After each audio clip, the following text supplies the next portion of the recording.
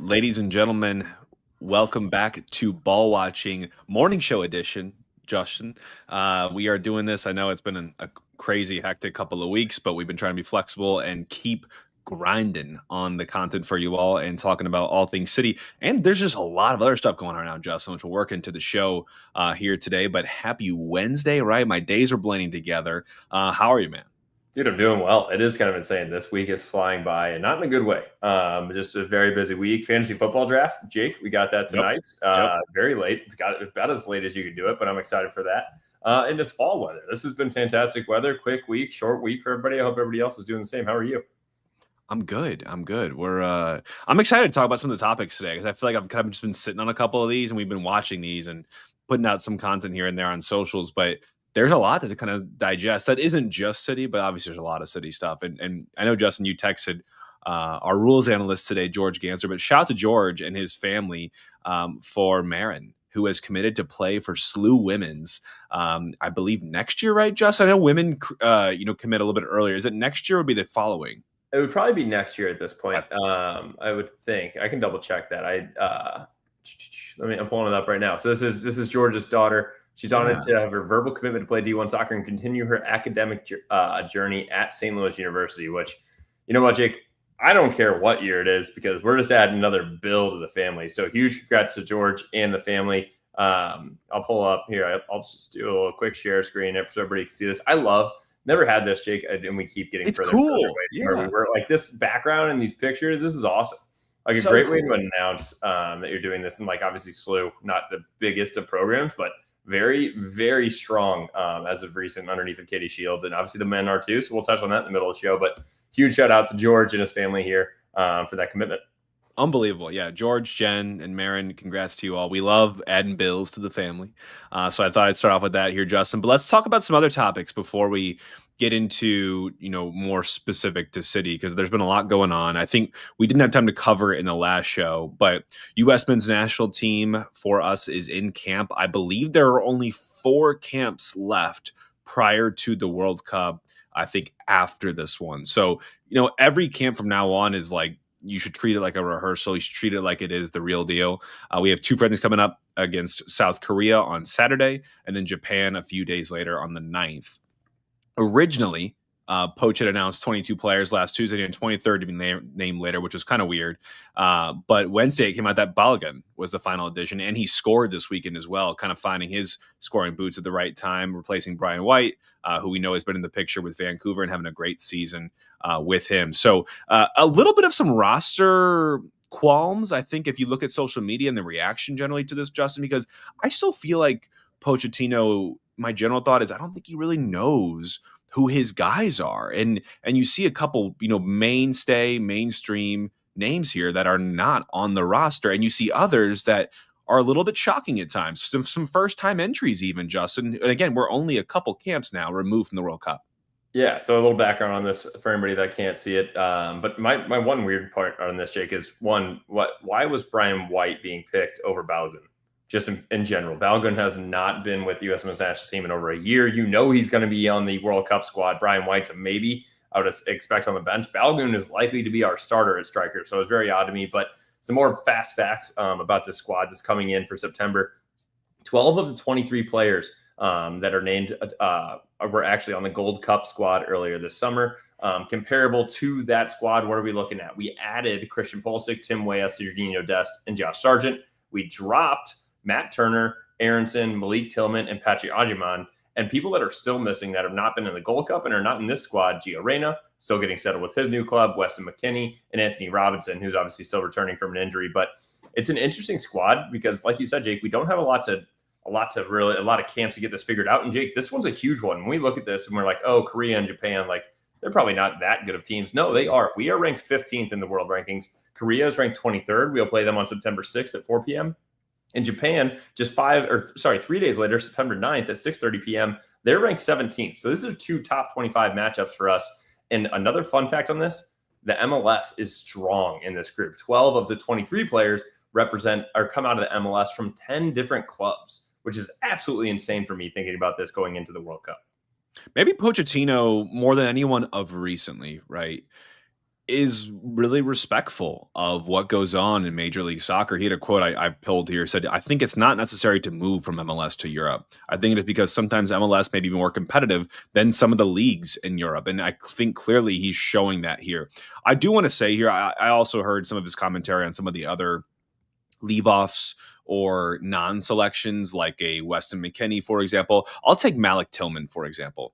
I do think some of the missing names here, like I think Malik Tillman is a bolt-in going to the World Cup with the U.S. men's national team, but he's not on this roster.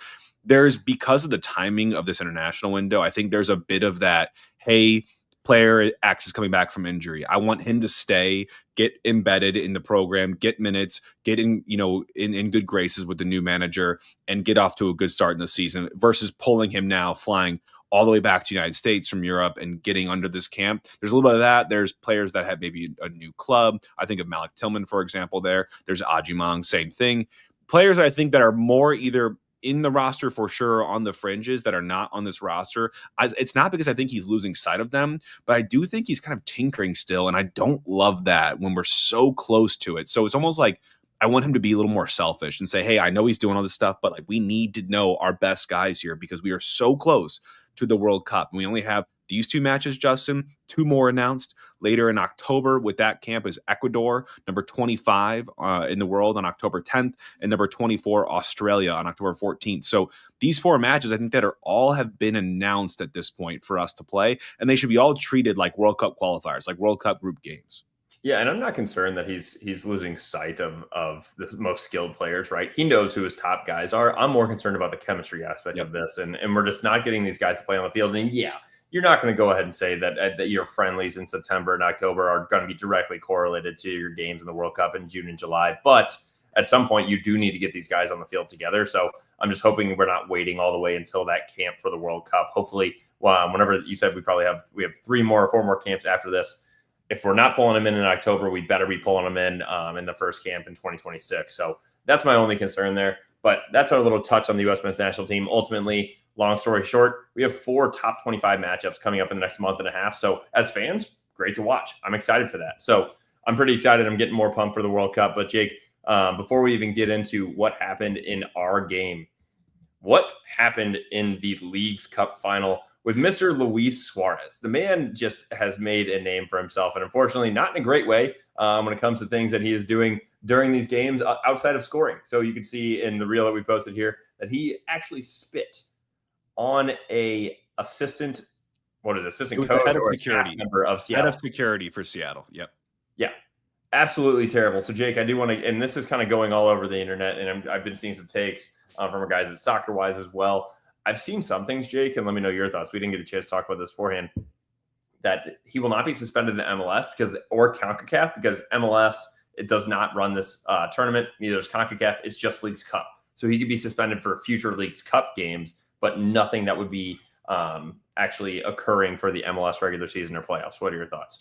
Yeah, so for that point, and I want to circle back to the narrative as a whole, but for that point, it is a different, committee that runs this, administers these rules. So they could, look at this incident and hand him a, whatever, call it 5-game suspension for future Leagues Cup matches, which they will be in, right? So that could happen. On a tangent or in parallel with that, MLS could also look at the player behavior because they're responsible ultimately for those players that are in MLS within their CBA and their rules. They can choose to punish players for their actions outside of the league, even if they, are playing in a tournament like this, but they're MLS players.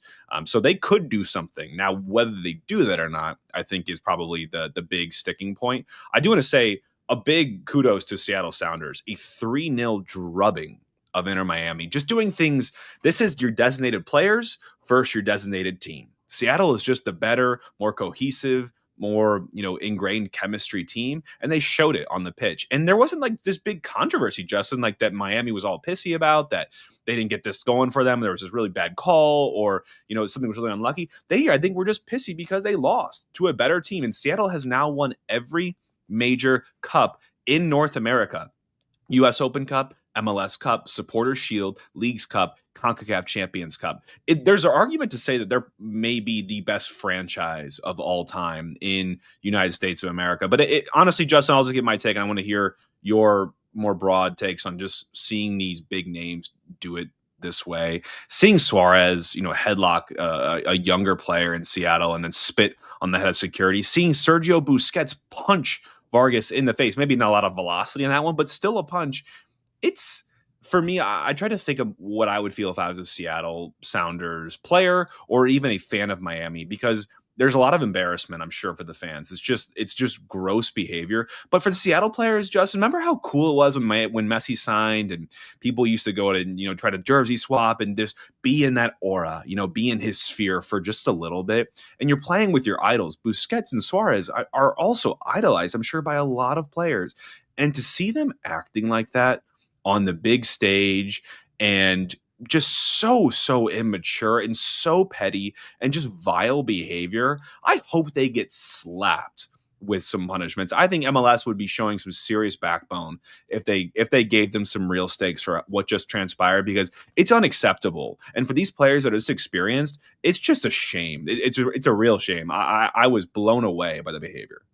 I completely agree, Jake, and I don't know if the MLS will go with a fine, a suspension, whatnot. But you made a great point earlier that even though this wasn't an MLS game, it doesn't mean that they can't still act on this. If you think about this for other sports across the U.S., when guys in the NFL are doing things off the field, the NFL is reprimanding them in games coming up. You look like a Raji Rice. Yes, that's actually some legal issues that he's going to be facing there. But we're seeing this across the board. So this is one that I do think the MLS needs to act on. It can't just turn a blind eye to because it's Miami, which a lot of people are kind of thinking that might be the case. And I want to give also a big shout out. Yeah, one hell of a game by Seattle. It was also an incredible game for everybody that didn't see it. Messi had a sitter that, I kid you not, Jake, he finishes 95 times out of 100.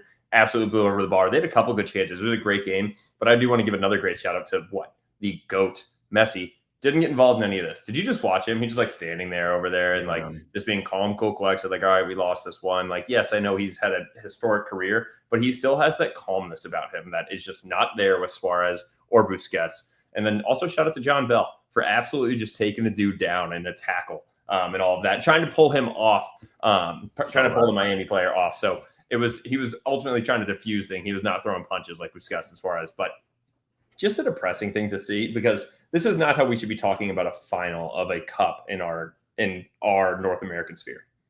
Yeah, I'm with you, Justin. I'm with you. Well, let's move on to some city talk here, and let's start with the Schmickens Injury Law Firm ball watching STL injury report. Unlike our boys in red, an injury off the pitch shouldn't upend your life. The Schmickens Injury Law Firm fights to obtain fair compensation for people like you and me who've been injured in car wrecks, trip and fall cases, and on the job. If you or someone you know has been injured, give Rob a call at 314-222-4223 to discuss your case. Mention us for a free consultation, and you won't pay unless Rob wins your case. So make sure you give him a call or check him out at www.hurtinstl.com. Disclaimer: the choice of a lawyer is an important one. It should not be based solely on advertisements. No new news, Justin. Here, I mean, we're tracking on the training outputs and the press conferences and the things that are going in and around the club. But we look about as healthy as we've been all season, with just Toyshirt out, as far as we know to date right now. He didn't travel 2 games ago, did not suit up in this one either at home this weekend. So we know he's out. What we hear, it's minor, a hip impingement or a hip injury. I don't know how long this will last. We haven't really been given a timeline, but it sounds like they're being very conservative with how they're treating him. But it's just nice to know that, the excuses dwindle, right, Justin? When the injuries dwindle, the excuses dwindle. And so when you see a game like we saw on Saturday, that's one of those things you can strike off the list. Can't blame it on the injuries anymore. Yeah, I'm pretty sure. I was it Mike at Chat City Tactics is like, we probably need to have a serious conversation about how the team is performing worse as we've gotten healthier, which is a tough one to swallow, because I keep telling it when people come up to me and they're like, oh, like, how's the podcast going? Like, what's happening with this team? I'm like, you know what? Like, we've really had some terrible injuries throughout the first half of the season. And now I can't really even say that. Like, now we're just not looking great, and you want to call it chemistry, whatnot, but I'm just happy that we're not having injuries. And I 100% agree with them. Take Toyshirt slow. There's no reason to push it. But without having Toyshirt in the lineup, here was our Hoffman brothers starting 11. You have Berkey and Net with Bedelford on the left, Baumgartel, Kessler, Vollum, with Leuven and Morales in front of them, with a Hartel, Ostrak, Sunbin, and Klaus up top, which is what we have seen more recently. Was a little surprised again, and you could see a lot of people saying, why not start Fall on this? And then we kind of see when he came in later, made a mistake. We'll touch on that here. But Jake, what were your thoughts on the starting 11 and what's going on with us not starting Fall? Yeah, I'll hit all that. I mean, I think on the fullback situation here, I'll start with Padelford and Wallem. Padelford, I think, has been really solid, really consistent for us. And my only qualm I have with this is between him, and this is shared with Wallem, is that these are loans. Why are we leaning so heavily later on in the season and giving minutes to players that are not guaranteed to be with us through the end of this season? So with Padelford, I don't think there'll be a big fee. I think we could probably arrange that. If we really do want to make that one work, it's the Wallem one that is more interesting because I'm sure there would be a couple mil we'd be sending his parent club direction if we did want to make that a permanent option. But this is I like him more than I like a Roscoe right back, but I still want Totland, and I think the free Totland is catching on now. Obviously, Mike champions that. I know we've been championing it for the last couple of weeks as well. It's really bizarre that we can't manage to give Totland minutes here, especially when you're showing here, Justin, visually, when Critchley said that we need players running in behind Houston's back line. Well, why don't you play the right back that does that? You know what I mean? If he knew that was going to be that, or if he even saw it mid-game, why don't you put Totland in and make sure that we can exploit that, the pace that he gives on the right, the service he gives down the right. Again, I don't think Wallem was bad. He's better than Orozco, but I don't know why we're investing so much in players that we don't have a future with as of yet. On the fall, Justin, and even when we get to his mistake, I don't think either of the two center backs really flew in this match. But I think with a young player like Fall, you got to roll with the punches. Like, he's gonna have blunders, he's gonna have errors. He's young, he's definitely got confidence, and he plays like it. But you almost just got to play him into what he's going to be. He's definitely going to make those errors, like we saw. We're talking about it here. Like, we're not gonna let him off scot free, but I think you absorb that risk when you go out and sign a center back that has that much raw potential like that, because they're capable of this, but you need to give them minutes to keep proving themselves and to keep bettering themselves to really get those errors out of the system.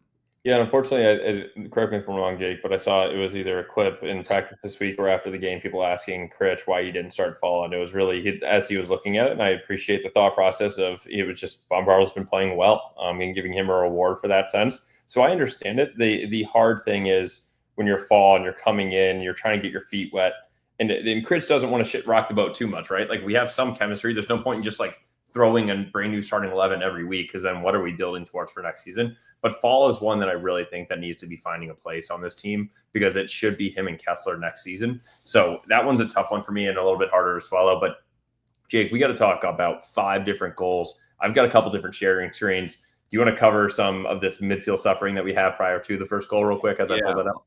I'll get it to us. I mean, frankly, just the very beginning of the match, I'd say through and up into the half-hour mark, it was just not good enough from us. I was really expecting us to come out on fire, after feeling so hard done in Vancouver, and like, let's come out and let's blitz Houston. And let's really put them on the back foot, especially at home. And it was anything but that. Our midfield was getting dog walked all throughout the beginning of the first half, giving Houston a lot of life, a couple of early chances, and obviously they get the goal within 20 minutes.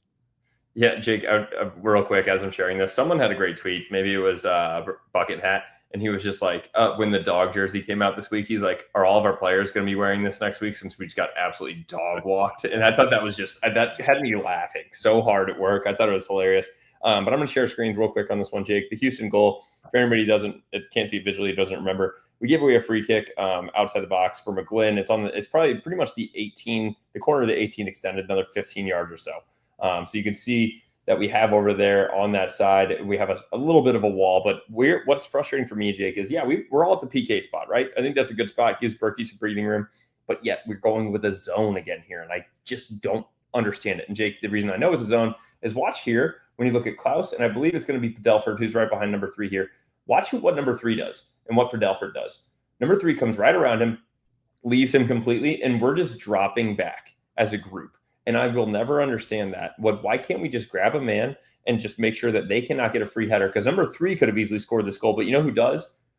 Ultimately, and you got Baumgartel in a decent spot right here. But Let me remind you, Baumgartel is 6'3". Ponce is listed at 5'11". I think that's a basketball stat. That man's 5'9". And how does he win this header inside the 6? Baumgartel doesn't even jump. He still has both feet on the ground. And that's all because we're going into a zone and not marking these guys man-to-man. It's extremely frustrating for me. Yeah, it's just those rudimentary things, man. It's just like we've been undone on these set pieces. I feel like a little more than we wanted to recently, and it's just I'm not saying those are simple things, but they're simple things to plan for. It's like grab jersey, grab man, stay airtight to whoever you're marking, and if you're in zone, you still need to find someone because you can't just be the lone man if they're doing overloads on certain sides. I just don't get it. Like I just don't get why we haven't turned the page on this. Said, you know what, screw it, let's go back to the fundamentals, grab someone, you tell who you have to your teammates, and we do not let anyone win aerial duels over us. And if they are going to win it, we're putting them off somehow. Yeah, and I will say I get that some aspects to a zone on a corner, but it's usually zoning just like two of your bigger guys, or like it's somewhere at the front post or something like that. It's not the entire team because then you're letting guys like Thomas Mueller, when we had this up against Vancouver, just run right through you and have just a wide open shot at that. So I will never understand it. But Jake, there's a couple other kind of highlights, lowlights, real quick, if you want to go through these as we're kind of going into before the next Houston goal. I have one highlight that I really love with that. Well, it was a highlight turned into a low light with the run from Sangbin in behind, a perfect pass across to Klaus, and I just think he gets his footing wrong. Tries to finish with his left, it falls through a little late and misses the entire goal. That one hurt, and he knows it as well. Yeah, that one I think accounted for a quarter, if not a third, of our expected goals in the night. That missed chance by Klaus. But I think again after the 30-minute mark, we sort of kind of clocked in. We came alive. We tried to really kickstart the attack, and I think that was coming from those diagonal runs and long balls in behind to get Houston to sort of drop off because they were kind of in that little bit more of like a mid to low block. For us when we were having our own possession and our own third. So opening them up and forcing them to drop a little bit deeper, creating some space in midfield for us to get onto, like a guy like Leuven, I think was really good. We didn't do enough of it, but you heard the chance, Justin, you just talked about with Sangbin and how Leuven played a role in that, and obviously Sangbin just showing that blistering pace, unbelievable. Klaus got to have that one back. He's kicking himself for that. Very unlike him recently, so I'm glad that's out of the system. Otherwise, I think we just need some of those Padelford crosses, man. You're just looking for a head. You're looking for a body part. You're looking for someone to go up and get and attack these Padelford crosses that I noticed as well. There was a good corner kick opportunity, Justin, in the final, stoppage time minute of halftime where a corner came in and it was cleared sort of halfway. It fell to Ostrak, who you're looking just to pump that into the upper corner, but shoots it high and wide. And we go into halftime with some life, but still down 1-0. I was not expecting the beginning to a second half to be really, really like our first half. No, and that's what's frustrating again, Jake. And I think this one, there's a couple different things you can pick apart on this. Yes, it's film study. That'd be better if it's in the game, but if we made these corrections in the game. But one, Jake, I'm going to just say it right here, as you can see it, we continue to have this issue of leaving guys in between our back line. That is, in my opinion, too deep at this point, in our center defensive mids, who are now flat, both on the center line. And they are leaving two guys, Ponce included, in between them and our center backs, which is also just a terrible thing for them to deal with. So now watch how this play works out. Then you have Morales who steps up. Leuven does not drop back. And now we have two attackers going at our back line with runners in behind as well. And you can see this. And you have Padelford, which, in my opinion, man, turn your hips and just get back. Stop backpedaling at this point. But then you got Kessler making this run with Ponce. And I think he's in a good spot, right? I think he's in a great spot to win this ball. My frustration is right here. What is going on, Mr. Baumgartel?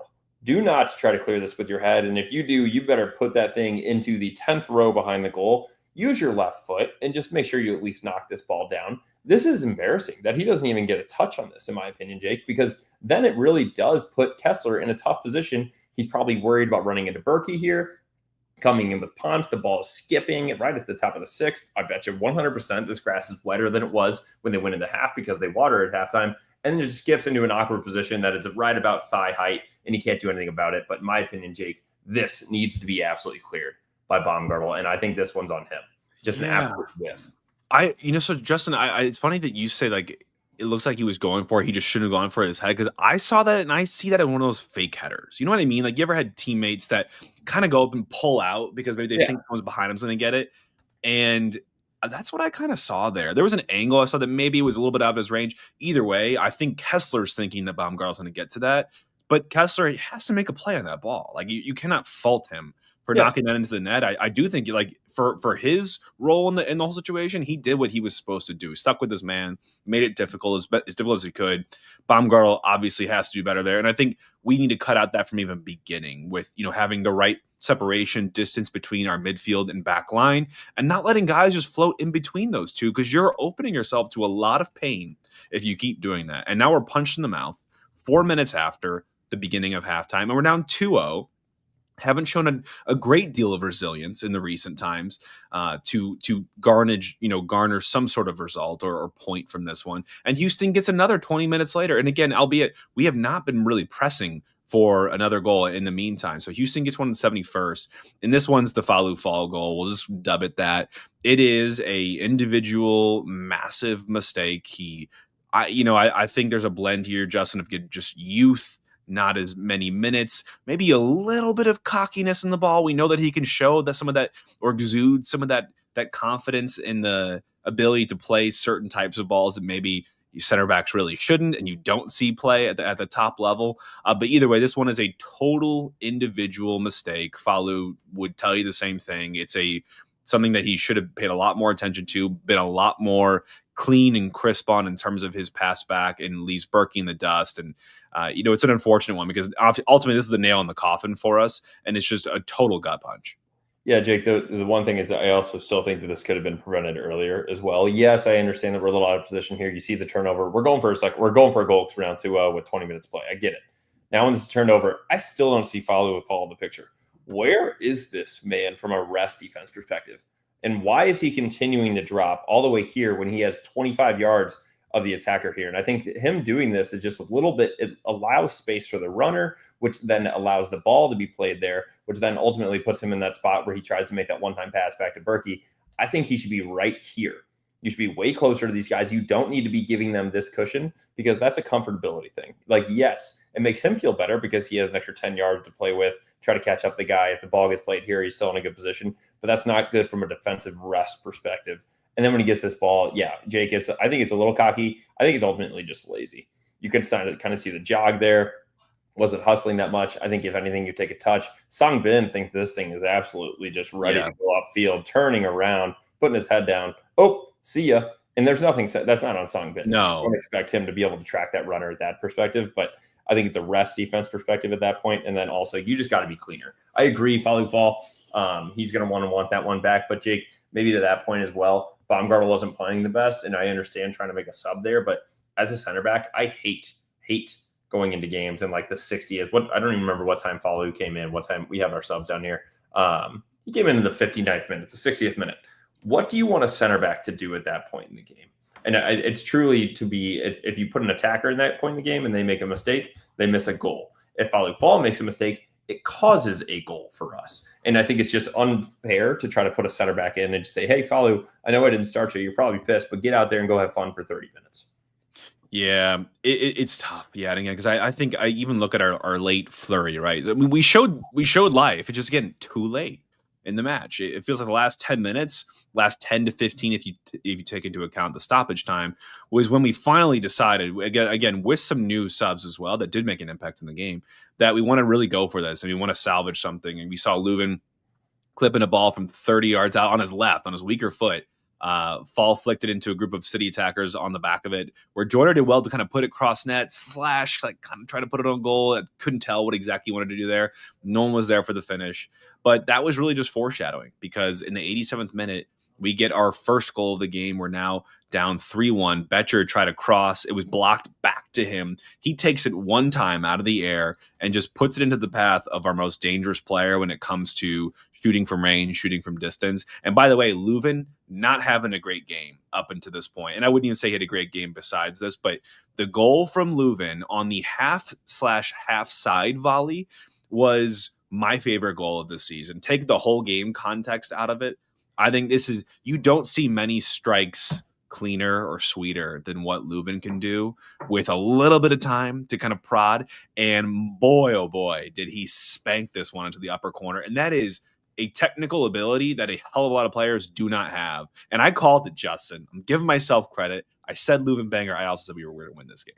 But I did say Leuven banger. I predicted it. So I'm going to take my flowers. As you should take that one, Jake. It was also like you didn't just say, "Oh, I think Leuven is going to score." You said he's going to hit a banger, and he absolutely smoked that. I love that the response from Twitter was like, "It looks like he was actually trying to take pace off of it," which is impressive when you really think about it. When it comes to a goal like that from Leuven. Sorry, I'm trying to find. I put it on our story, but the goal of the match week. Yeah. Trying to find we're definitely winning the vote on that right now. And I just want to make sure that that is continuing to happen and plugging that for people because that will run out today. So if you haven't seen it, it's on our Instagram story. I put it up there last night.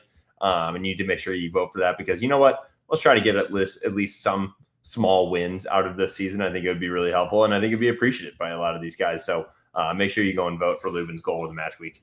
Yeah, he's going to win. There's 1 hour left, Justin. There's been almost 1,200 votes, and he has 54% of it. The next highest is Daniel Shallowy in Kansas with 28. So we got this one locked and sealed. Congrats to Leuven on the match day goal of the week. We'll take a little bit of something when we don't get much. We did score again. Justin, we poured it on in the 89th minute. Durkin, Hartel, and Celio, a trio that I'm not used to talking about, together, had some great combination play down our right side.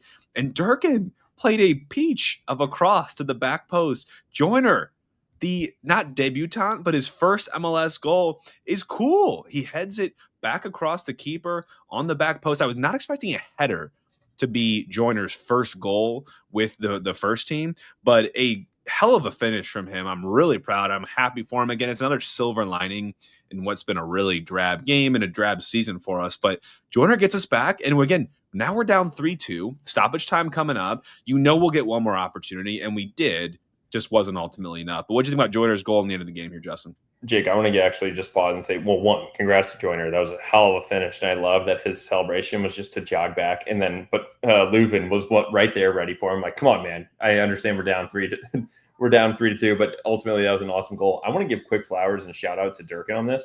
This is an awesome play from him. Look at this. Just nice little up into, is that Sangvin? Yep. But then he doesn't just stand there. Watch the run from Durkin here. That's Celio. That's Celio. Yep. Oh, into Celio. Sorry. And up back through. So from Durkin to Celio back to Hartel. And as Durkin's running back through, that is directly from the training ground and a great play from Durkin. I feel like he's had a little bit of a tough season, but I do think that needs to be announced and just say that was a hell of a play by him because we wouldn't have that goal if he just decided to play that ball up into Celio and stand there.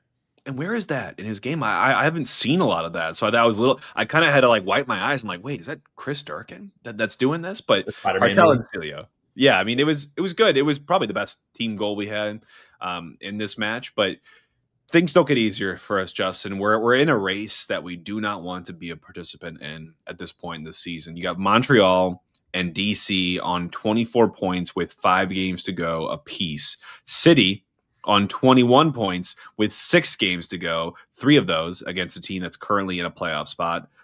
Dallas, Montreal, San Jose, LAFC, Austin, and RSL.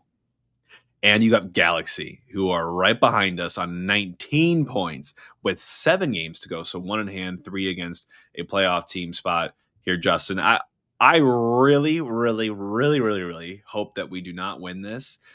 But it's not going to be easy to avoid. I think the Galaxy are way better than their points tally show. And are they getting Pooch back soon? They've got to be getting him back. Are they getting him back this season? I think they will be. And yeah, it's scary. So if anybody too long didn't read Wooden Spoon, we are 3 points behind Montreal and DC. We have a game in hand, though, with them. And then also LA Galaxy is only 2 points behind us, and they have a game in hand. Very similar end of the season between us two and the Galaxy. We each played playoff teams by 3 teams that are currently in the playoffs.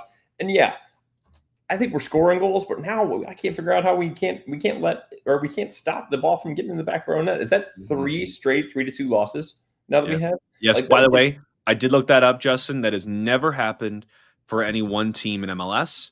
And as far as ChatGPT could tell me, that has never happened in any first-tier soccer league ever for any team to lose 3 times in a row by a score of 3-2. Hey, I will say, Jake, we've been asking for it. It's exciting soccer, at least. I mean, at some point, it's exciting. I mean, It was boring for us for 80 minutes, but at 3-2, you tell me that if we're not making the playoffs, at least there's 5 goals being scored in the game. Screw it. Now, can we make that be us on the end of the 3 goals and the opposition on 2? But we keep moving. And Jake, the one thing I do want to touch on is as we still have other soccer going around here. I'm going to touch on the Billikens, both the men and women's side, if you want to take City too. But the women just played this week, and they fell 3-0 at number 8 Iowa. They moved to 3-2 overall in the season. They're 2-0 at home. Those 2 losses are against top 15 teams, so still is a very strong showing to start the season. They play at Herman Stadium tomorrow night against Missouri State at 6 p.m. Tomorrow night would be Thursday night. And then at SIUE on Sunday, the men are starting off an incredible season for them under Coach Kalish. A 1-0 dub versus Seton Hall back on August 30th. They moved to 2-0-1 on the season and have yet to allow a goal scored against them. That is an impressive feat, especially as we talked about when they just took down number 5 SMU, who had scored a goal in 45 consecutive games. They ended that streak. They're now ranked in the top 25 in all the polls. More importantly, number 16 in the U.S. soccer coaches. That's pretty much the real one that you should be looking at. They have a tough week ahead of them, though, Jake. They're playing at number 3 Indiana. Is that on 9-3? Is that tonight? Yeah, tonight. They are at Indiana. That's at 7 p.m. You can stream that on the Big Ten Network.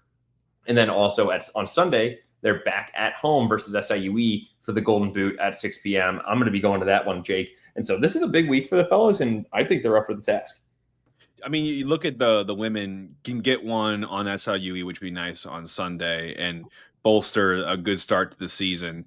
For the men, you could now, I mean, again, IU is going to be a tough match tonight, and I wish we had more lead in for this, but I really want to tune into this. Maybe while we're doing the draft, Justin, one of us, we could try to figure out what to look at the Big Ten Plus network, whatever that is. But find a way to watch this, because if you can show a early win in the season against number 5 SMU, right?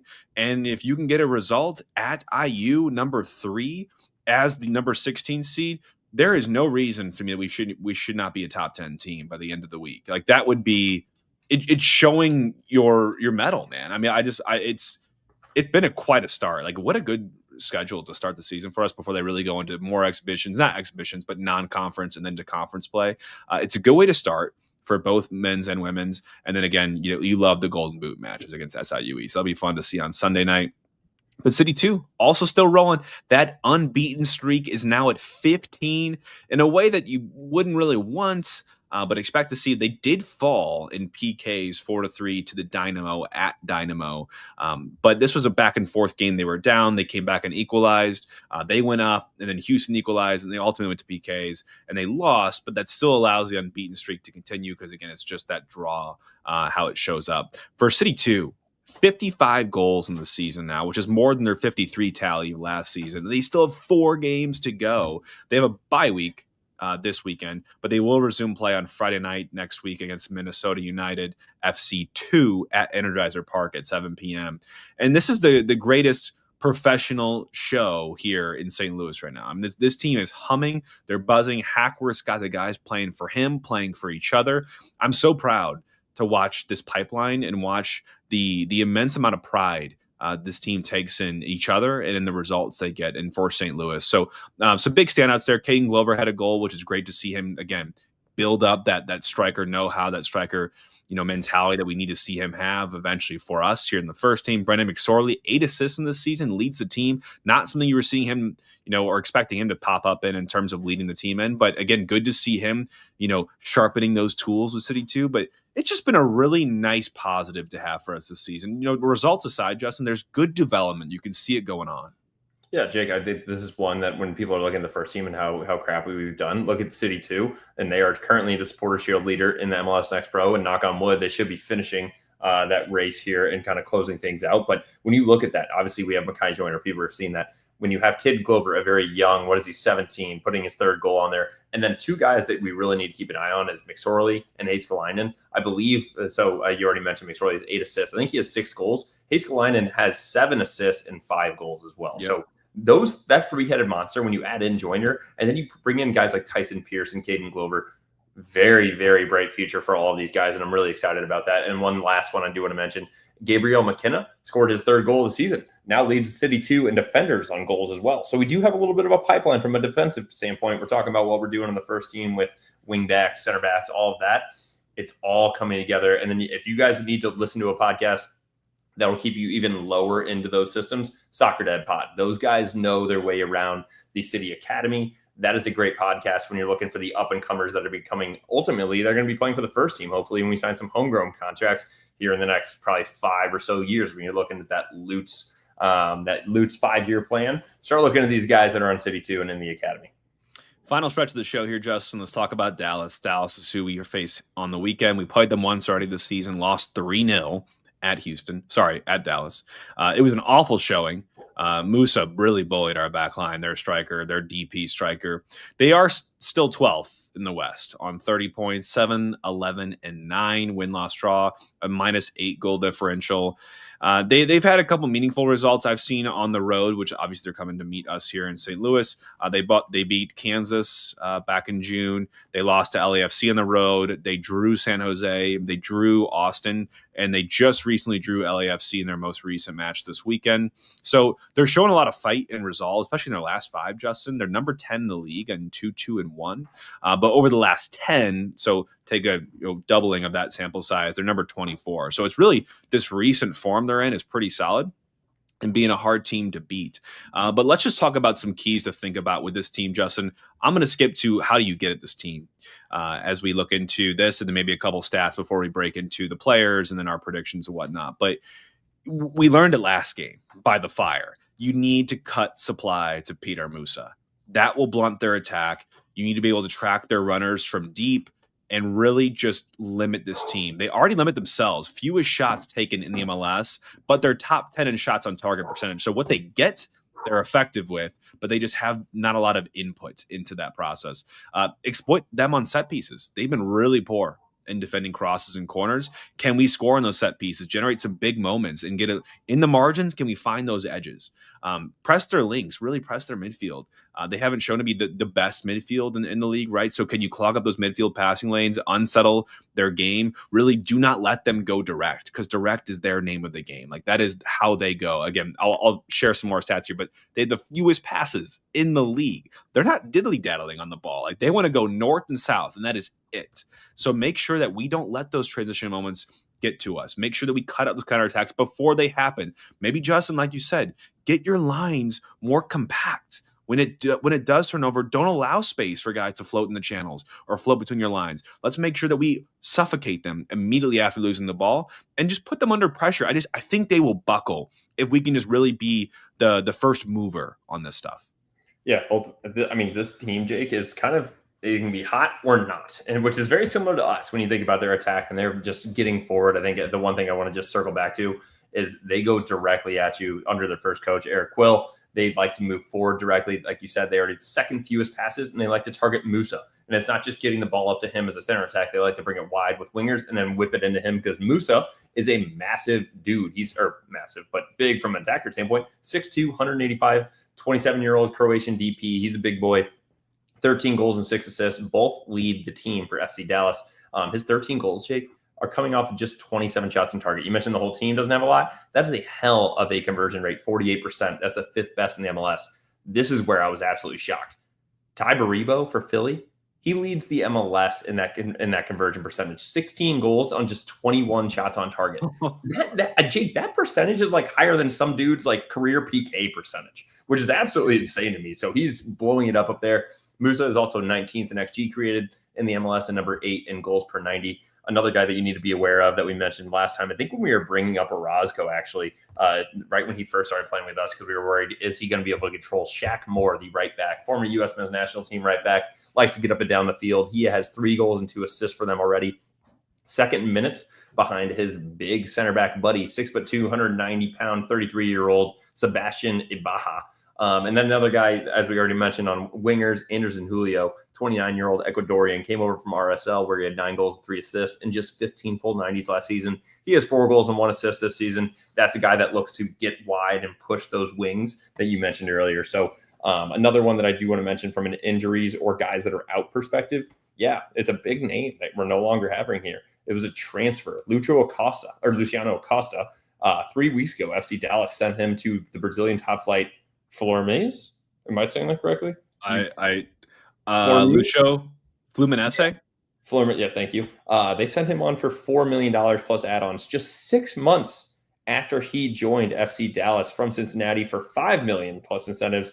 They're also going to be missing their starting goalkeeper, Jake. I made a triple checked on this one. Martin Paz, he's out with a hip injury. Fun fact, he just officially became an Indonesian citizen in 2024, honoring his grandmother's heritage. He's hoping to represent Indonesia in the 2026 World Cup in the U.S., which is pretty cool. But so he did withdraw from Indonesia's September national team window, like we talked about the U.S. men's national team. That indicates that he will not be there for our game. And then lastly, this is just a sad one as I was digging into this. Paxton Pomykal, bruised knee. And I'm like, come on, man, just get back on the field. No, he can't. He cannot stay healthy. The 25-year-old midfielder only has appeared in 2 games so far for FC Dallas, and that was months ago, for a whopping 28 minutes this season and only 1 game for 6 minutes last season. He's technically on his 9th season with FC Dallas, and he averages less than 10 full 90s per season. That is a tough one to look at. Yeah, I mean, look at that. Technically his 9th season with the club. He's 25. He was popping up on the radar. I mean, he was supposed to be pinned to be a U.S. men's national team star moving into a later part of his career, and he's just been bogged down by injuries. So you got to feel for the man. Some other big stats to kind of point out here, Justin, is for what they aren't, they are a good away team. They're number 12 in the league right now away from home. They're generating better XG away from home. They're conceding fewer expected goals against away from home. And on the halves side of the thing, they're not a great first half team, both generally and away from home. So if I'm leaning towards any sort of bet in this game, Justin, I'm leaning towards a first half money line for City getting out in front early. We also know that does not guarantee us anything from past matches. In the second half, they kind of clean things up and they become the number 8 team in second halves. So let's talk about this team, Justin. The obviously we talked about Dallas a little bit here. It's hard to really want to break down these teams too much because I feel like we are the ones to break ourselves down in most of these matches, right? Like it's just we could go play Seattle, we could go play LA Galaxy, and I legitimately think we have a chance to win both of those games. And that's not just my bias. It's just like at our best, we can be really good and play with some really solid teams and make it really difficult. But at our worst, we can make some really, really bad teams look really, really good, like we just did against Houston. So, Justin, let's talk about who's donning the City Forever Red kits in our Hoffman Brothers starting 11, and let's get into it.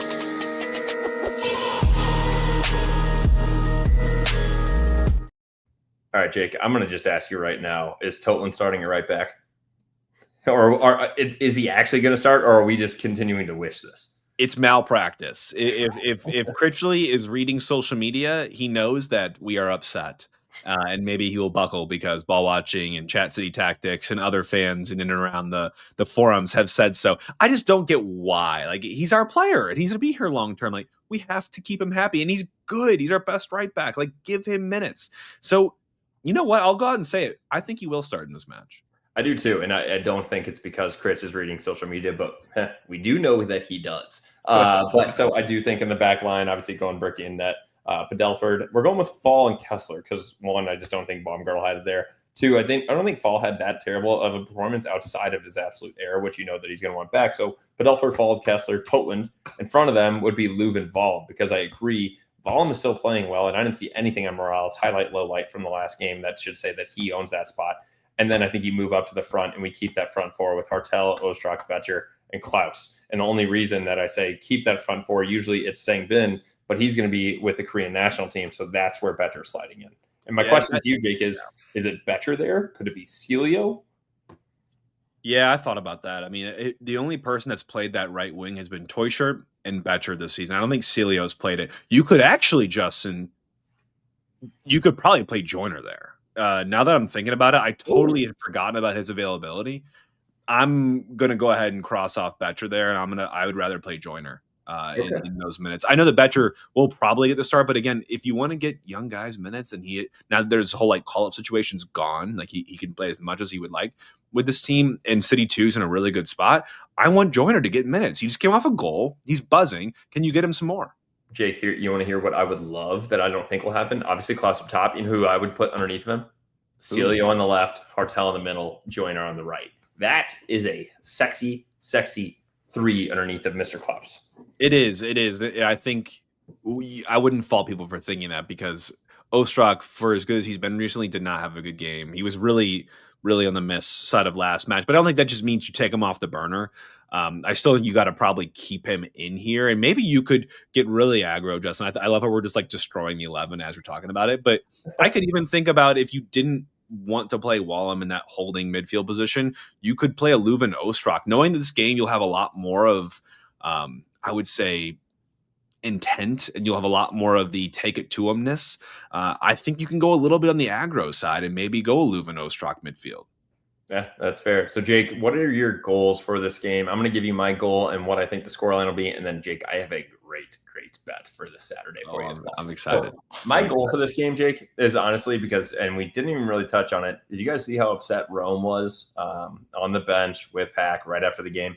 My goal for this game is give Rome a reason to want to stay here, and also give the fans a reason to want to come back 3 weeks later, because we're going on the road for the next 2 games. So give us something back at City Park. It's going to be a beautiful afternoon or Saturday night. So I'm going to boil all those down to what does that mean? Give Rome a reason to stay and us a reason to want to come back, play defense, and just win the game. That's my goal for this one. Is please do not leave Rome in a spot again where he cannot do anything. If you look at these last 3 goals that we had in the last game, I can 2 off the top of the head, a 6-yard uncontested header, and then an own goal from Kessler. Those are ones that he can't do anything about, and that's where his frustration is leaking in. And then just win the game. You brought up the stats about 3 straight 3-2 losses. We got to just try to pull one of these out and just give the guys something to continue. They're playing well. We're scoring goals. He's got to have that lockdown defense, and I think we will, Jake. I think Peter Moose is a solid dude to be able to track, but I think this is a very beatable team. And I'm going with a 2-1 dub at home on Saturday night, which blends well into my goal and prediction as well. I think that's my goal for the team is no Musa. Like, you got to shut him down, be the more clinical team in front of net. Klaus can't miss that opportunity in this match. If one falls a joiner, got to take your chances. Like, we need to make the most of the supply that we earn in this match, and we can't let the other team do the same. With that said, my prediction is a 2-2 draw here. And I just think, Pedar Musa, I say they shut him down. That's a lot easier said than done. He's one of the best strikers in MLS this season on expected goals. And you saw in our last match how he can just pop up out of nowhere and just make magic in certain moments. We know how effective he is when he gets that shot on target. So I even think Roman Berkey, like you said, Justin, keep him happy. I think he'll have a big role to play in this game. He only had 1 save in that last match, and it couldn't really do too much about those goals. So he'll play a big role in this. I do predict a 2-2 draw. Again, we just can't keep guys off the board. I feel like teams have really solid magic against us in terms of those moments and seizing those and being clinical in front of net. But I think, again, we're not struggling to find the back of that either. And I think with a attack that consists of a Klaus, a Hartel, whether it be a Joyner or a Betcher on the right and Ostrak in the middle, I think we will create, or Leuven, even set piece or just late run in the box. We will create. It's just a matter of, can we create more? And if we don't create more, can we concede less? So I think you and I are both predicting a point or 3 here in this one as we welcome in Dallas to Energizer Park and what should be a nice, beautiful evening in St. Louis. And Jake, so that's why that leads directly into what my bet of this game is. And I'm going to try to keep it pretty simple for the fans that are in St. Louis just in general. There's another huge game that's going on Saturday. That's when the Mizzou Tigers welcome in Kansas at 2:30 p.m. 2-0 Field. I'm going with Mizzou money line, -245, parlayed with City double chance at -330. That is a parlay of -120. So Ooh. Mizzou to just win their game against their rival and City to get a point back at home on a Saturday night. I feel very good about that -120. I like that. That's a solid one. That's value added here. Value added both in the pod and hopefully into your pocketbooks here, everyone listening. So, Justin, thank you for the advice there for everyone. Drive across the border, go hit it up. We're not here much longer, Justin, just a couple more months until, not just legal. Obviously, it's already legal here, but I think the big books will arrive here soon. So you don't have to leave your couch to go get on the action. But everyone going to the match, enjoy. Hopefully it's a beautiful night here in St. Louis and something to celebrate for us. Again, only a couple games remaining. I think a win would mean a lot to this fan base right now. And this is a team that we are absolutely capable of beating, and they just dunced us. So let's take some pride and let's come out buzzing. So in the meantime, we'll catch up with you all next week, but all for City. All for City.